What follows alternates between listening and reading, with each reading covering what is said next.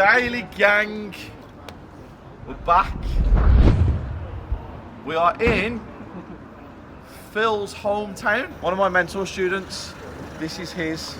So we're here today to have a look around site because my architect is trying to put something together where Birmingham City Council will let us use all of this for some kind of supported living or care or something.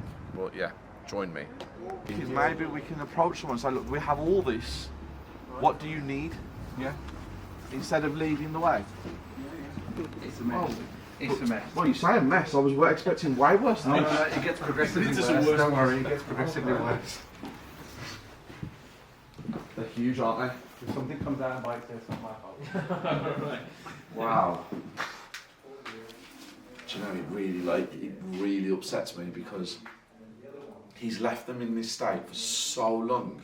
They use them as storage for the shop, and they're needed. These are needed in Birmingham. We need more care homes for children. We need more supported accommodation. We need to be able to offer these kind of things to the council to get people off the streets and into, you know, decentish places to live. And I say decentish, it's not ever going to be a 5-star hotel, but they can still be to an unbelievable standard that people have a place to live that they're proud of. They don't all have to be slums, where most of them around here are slums, and the council are like taking them off people. Yet when we're asking for permission for certain things, the council's like, oh, we don't know, we need you to do this. No, the ones you've got are not up to standard. So why don't you let us do things that are up to standard, and then get rid of them ones and work with people like us, me, who are trying to genuinely make a difference. And it really frustrates me because this is a massive house. There's 5 of them. You could house 30, 40, 50 people here so easily and give them a better chance and a better quality of life, people who don't have it. And the council, Birmingham Council, needs to fix up. Seriously, me and you need to have a meeting. I'm just talking about the council in general. So we need to figure out how to make a change. A lot of potential. A lot of work. Structurally, I don't think there is an issue with that building. I'm not a structural engineer, but my opinion and my expertise shows me that maybe pinning it back to brick and putting some new joists in would save that. I don't see why you've got to knock it down and rebuild it. But again, until I read the reports and I go in the garden, I don't know. My brain, it's firing on all cylinders. These could be amazing. What do you think, Phil? Yeah, massive potential in this one as well. What's your expertise telling you? Because I know the area, because I'm from here, 24 years here. It does need a lot of social housing. Yeah. Supported, sorry, yeah. Not social. My bad. Not social. Supported. So it's unbelievable. There's so much potential. I'm super happy, super excited about getting this sorted. What's the next steps after this then? So the next steps is I'm going back to the office. I'm going to send an email to somebody I know in Birmingham Council. I'm going to explain the situation. Glyn, who is my architect, has already spoken to a member of Birmingham Council. The HMO scheme in this area isn't a great option because we're in Article 4, which means that we have to go for full planning. But maybe getting them on site, getting the council down here and explaining, right, we've got these 4 lots, potentially 5 with all of that as well, because that side's huge where the shop is. And having a mixed scheme, so HMO, then maybe some flats, self-contained, maybe leaving one as a house, maybe doing a mixed scheme across the whole thing. And again, let's see what they need. Let's say, this is what you need, this is the spec we can do it to. Whatever you want us to achieve, we will make it work. But I'll tell you what would be really cool here, a hostel across all of them. Obviously financials need to stack up as well. So purchase prices, refurb costs versus end values plus rental. So there's a lot of work and a lot of numbers because this is like a multi-million-pound project. When you think about it, it's not your individual, even though I will be treating them all as individuals. So next steps, contact the council, have a conversation, open the line of communication, which Glyn's done with one person, I'll do it with my person, and then we'll take it from there. You're going to put a scheme together for HMO flats, single. And that's what it's already a house, isn't it? So if you've got 6 flats here, there, 5 or 6. 5, Probably 5. and you just rent them out for £500 each, I know you get a little bit more. Yeah. So that's 2,500. How many rooms for a HMO? 6. 5 or 6. Okay, so that's 500, so that's 3. It's 5.5. Single dwelling will be 1,200 quid. That's 7,500. That's 750,000. What's the purchase prices of all these? Do we know yet? And then the refurbs, to get that into decent standards, 100 grand. Yeah. To convert these into flats, it's going to be 120. Yeah. So there's 220. To upgrade that to match the 3 of these is going to be 55 to 60. So it's a 300 grand outlay. So hopefully, if he hasn't spent more than 400 grand on purchasing these, it's 10%. Well, he owns them anyway, so he's got. But I'm on about if he his purchase prices. So if he's paid up hundreds, 120s, the 10% yield will match up, and it's worth it then. And also, if he runs that one, and that one as 3 separates, and he puts a commercial valuation in 12 months, then we're all right. Yeah. It's that one as a single occupancy. I'll be in touch today when I get to the office. I'll catch up with you in a bit. Okay, see you later. Right, we'll take the lads for some food. We're going for food. I'll give you some really good information about supported living when we get to where we're going. The 52-week course is here. The best property education course ever created in the entire UK. It has been brought to you by me, an active property developer. 52 weeks of learning.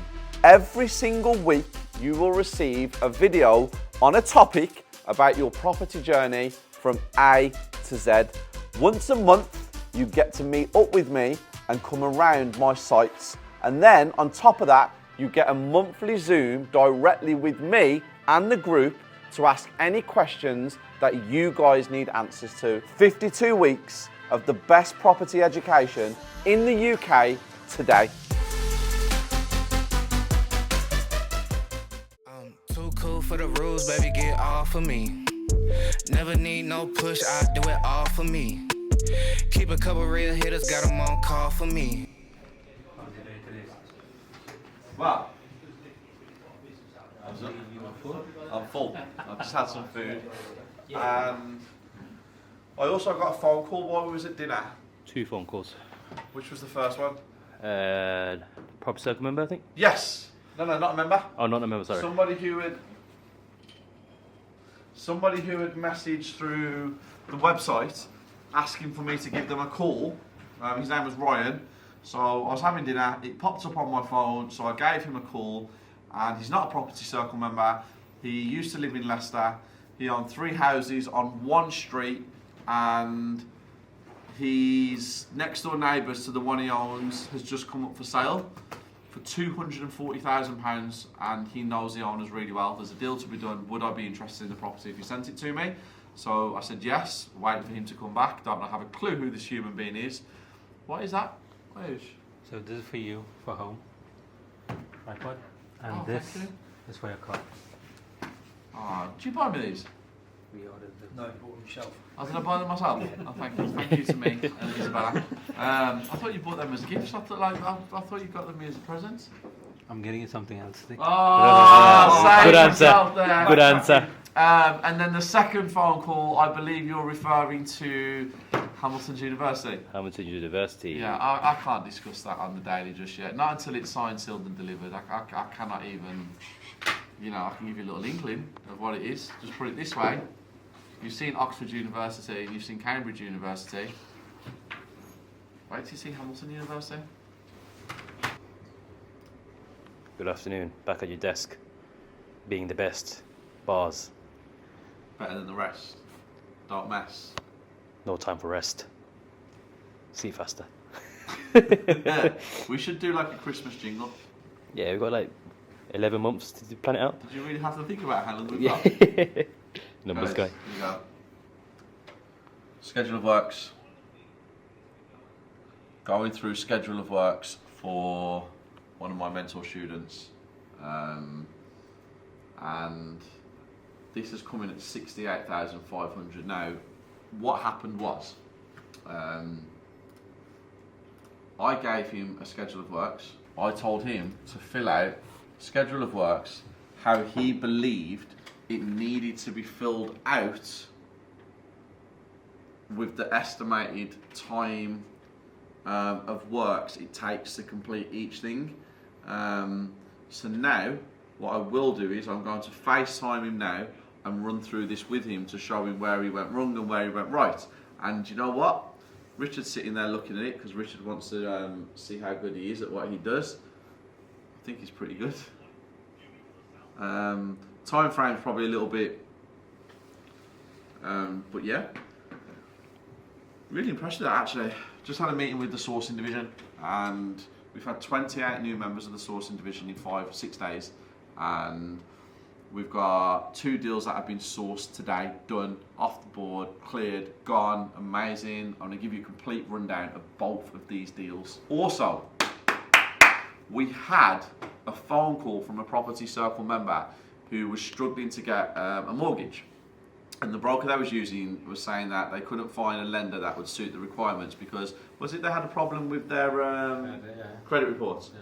I think they had some bits and pieces on their credit reports that were not good. So this is the thing that really upsets me. You're part of my circle, you're part of my thingy world. You know we own mortgage companies, deal sourcing, developments, we do everything in-house in the circle, yet some people still tend to use other people. So anyway, we went over, Tony got them in for a meeting, sat them down, we went through their credit reports. We actually went through their credit reports. We highlighted the problems, we've done some notices of corrections backed up with some documentation, and yesterday, but today, because I only found out about it today, they got their mortgage offer in writing. Yeah. In writing. What was the figure? Do we know how much they borrowed?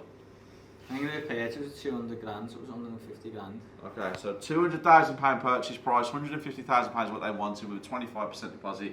We secured it, we got it them. It's hopefully going to go smooth for them on that end now because it's in their conveyancing side. And guess what, guys? They never use my solicitors either. What? Are you dizzy? Are you dizzy? There's another word after that in the film, which I'm not going to use that. But good luck. We got you what you needed. Mortgage offer came through. You need a mortgage. You need finance. Guys, look here. Look right here. Watch my hands. Ready? This is how good Phil is at what he does. Watch.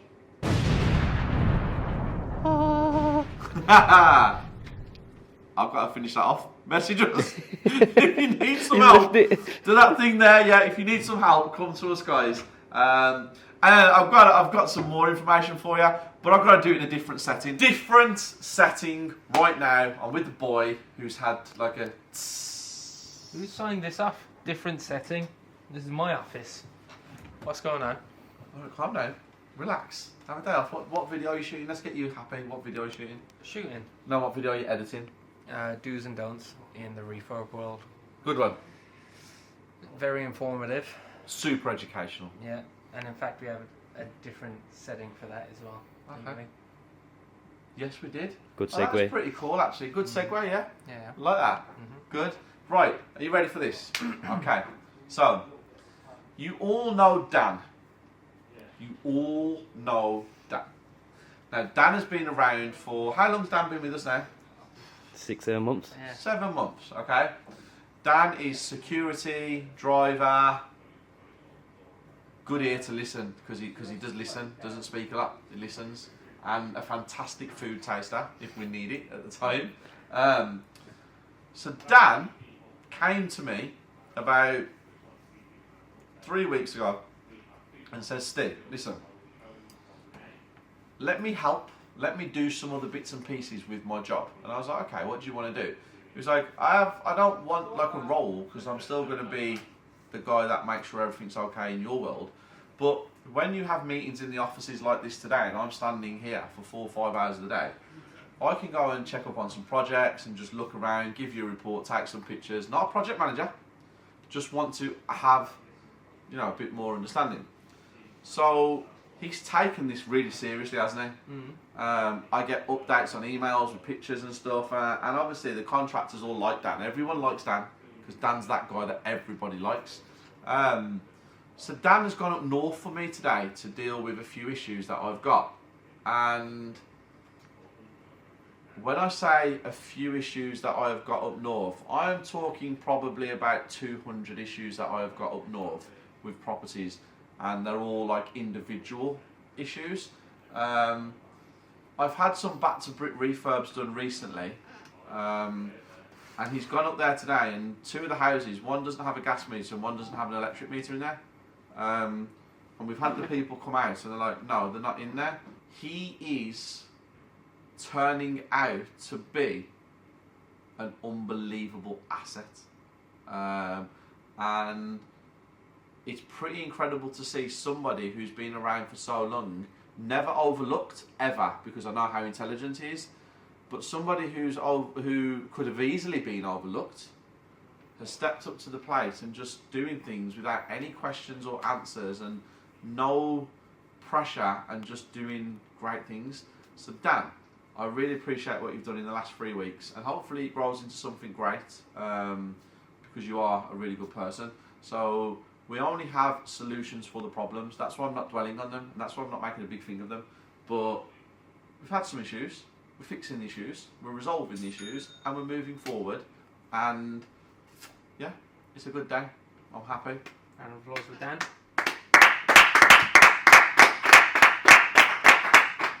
Do you even know what you're clapping for? Dan. Oh! Yeah. Okay. Decent. Also, let's give the deal sources a round of the management. Let's give them a round of applause. How many deals have you secured? And well, you've got to get them across the line. I know the offers have been accepted, the paper, but how many today? Peace. Where's Rich? 2 deals. Rich is right there. Does he want to? Yeah, so can we all give Richard Tunney a round of applause as well?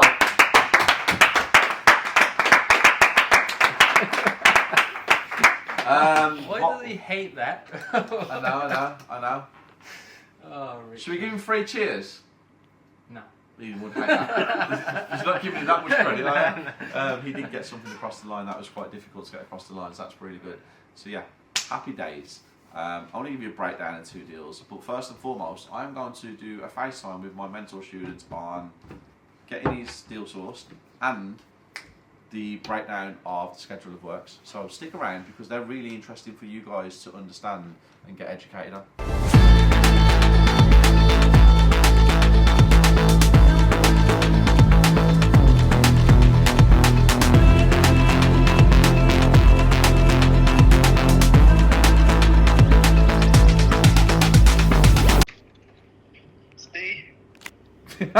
It's not Steve. How's it going? I'm okay, how are you? Phil, you alright? Sound geezer.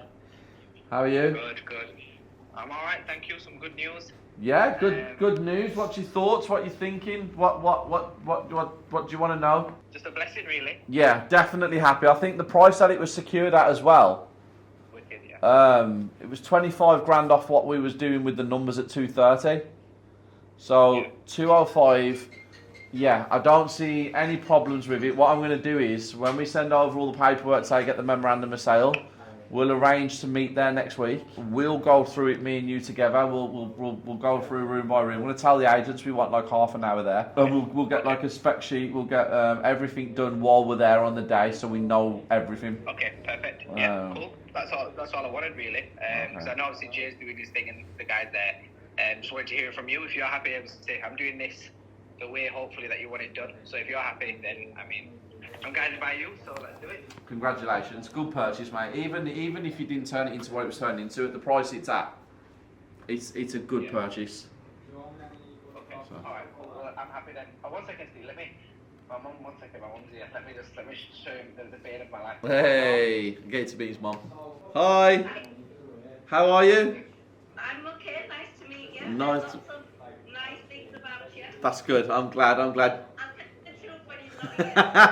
I'll tell you what he says about you as well when he's not there. That's the deal, let me know when you're available. I'll see you later. See you in a bit, bye-bye. I'm going to get this all wrapped up now. Get the memorandum of sale hopefully before 5 o'clock. And I'll give you a call once it's all done. Okay, see you later. Thank you. See you in a bit, guys. Bye-bye. See you in a bit. Bye. Ah, happy, very happy. he genuinely is one of the nicest people I have ever met in my entire life. Positive outlook. He's an accountant. He owns his own accountancy firm, and always positives, always offering to help me, always saying like, listen Ste, I know you're my mentor, but if there's anything I can ever do for you to help your life and make it easier, just all you got to do is call me, text me. He wants everybody to win, and that is why I have a really good circle of people around me now. Like, I really have a great group of people, and everybody just keeps commenting saying, this is like the old Ste from when the property circle first started. This is when YouTube first started. Ste, you seem really happy. Well, you know something, guys, I genuinely am in a really good place, mentally, especially mentally. But yeah, the only downside to my life is that I don't have Isabella still next to me. So you imagine when we first started this all them years ago, we was together. When we first started the property circle, we've always been together. And I know the sacrifice is worth it, because Cruz is just the most amazing person that's ever lived apart from my Isabella. It would be lovely to have her here more. And I'll tell you what I'm going to do. Hamilton University is going to make that happen. Got to watch this space, guys. And it's not the university that you guys are joining. It's the university that I'm actually purchasing. Reception rooms, kitchen, downstairs toilet. Yes, which actually is way bigger than what it was. Yeah, bedrooms, of which. Also, guys, while we're going through these photos, you all know who he is, don't you? Yeah, this is Attila, okay? Guys, can you all follow me on Instagram and tell him he needs to loosen up? Wow. He really needs to relax. Don't bite. He needs Don't to relax. I'm relaxed. This is me being relaxed. I'd hate to see you uptight. Okay, so guys, that's the property. Yes. Now we've got. Is there a floor plan on here for everyone to see? This is being turned into six all ensuite HMOs.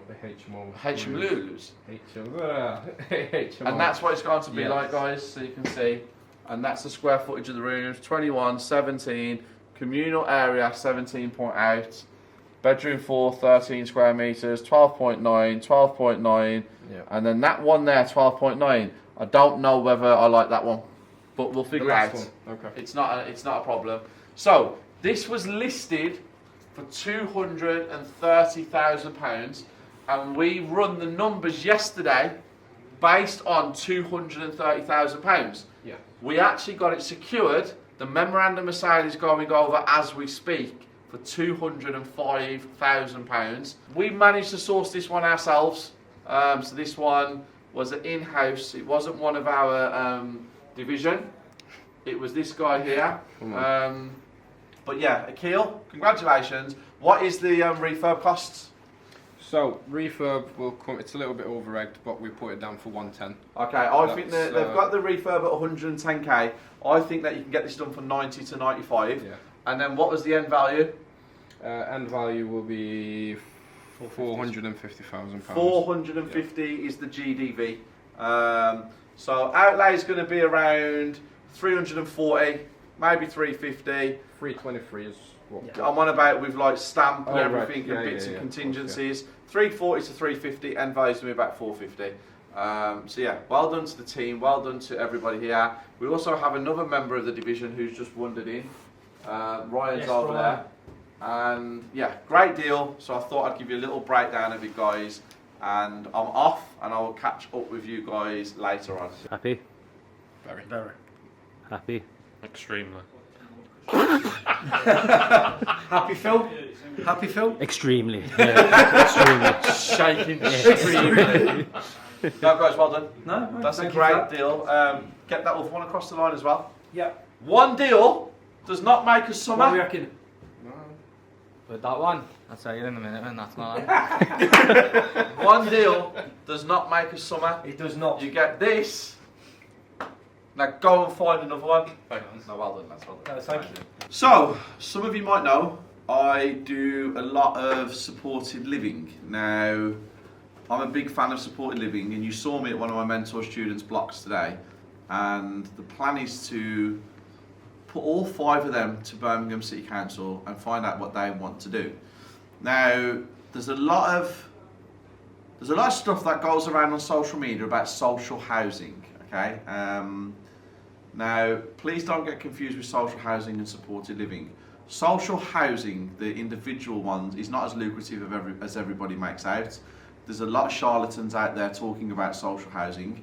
There's a lot of nonsense. There's a lot of people who portray it to be what it's not. Show me somebody in social housing on social media who is successful. Actually show me somebody. I can show you a lot of people in social housing who are successful outside of social media, people who've been in the industry for 20, 30 years, who are either registered social landlords or housing associations, owners. But supported living there's lots of different levels of supported living, and most people who do the property investing and developing like me, we enter supported living on the low entry barrier. So we will provide properties, as in HMO, self-contained units and flats and stuff like that, for people who have needs where alcohol abuse, drug abuse, mental illnesses, things like that. Actual low entry. And obviously we can give as well properties that provide the higher supported living if somebody needs a certain level of care and stuff like that, where the property can be adapted to make it work. Supported living is a real big part of a property investor's portfolio. If you get in with them, it's not for everybody, but it's very lucrative. There is a lot of money involved in it, and you have to have the right connections and you have to be around the right people. You have to know what supported living companies are doing things correctly, which ones you can trust when it comes to payments and with your properties in general. A lot of things that happen when it comes to supported living, I've seen a lot of companies over the years that will double up on the rooms, let's just say. So you hear about Birmingham City Council going bankrupt because they can't afford to pay this and that. Obviously, guys, they've declared bankruptcy, but it doesn't mean they've stopped trading. It just means that they're not going to repay the debt that they've got. It's like when you see a famous actor or a footballer go bankrupt, still living in £1 million house and stuff like that. What is going on with the supported living providers is they're doubling up on the rooms, trebling up on some of the rooms, some of them, and they're putting multiple names in, and there's no real checks being done, and they're getting a double bubble or a triple bubble. So you have to be careful what supported living companies you want to work with. Now, if you want to be a supported living provider, there's lots of legislation and you have to get registrations and you have to go down the whole route. So remember, supported living providers, as in accommodation providers like me, and supported living care providers, it's two different things. I think people get a misconception of it. I do not provide any care. I do not provide any support workers. I do not do any level of anything. I just give my properties out to who needs them. But supported living is a completely different thing to social housing. Please don't fall for all of this nonsense that you're seeing on social housing, on social media. Let me explain it to you. You don't see nothing about supported living on social media.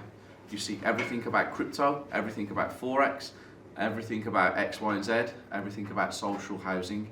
It's because it's the new fad where they can suck you in with these 10, 20, 30, 40, 50 year leases that they keep telling everybody they've got, where you get, you put £3,000 down and you get £655,000 back. Guys, come on, if it's too good to be true, it usually is. And you're going to see supported living done correctly with this project that my mentor student is doing, that I am heading up for him to make sure it all works according to plan and it all goes according to plan.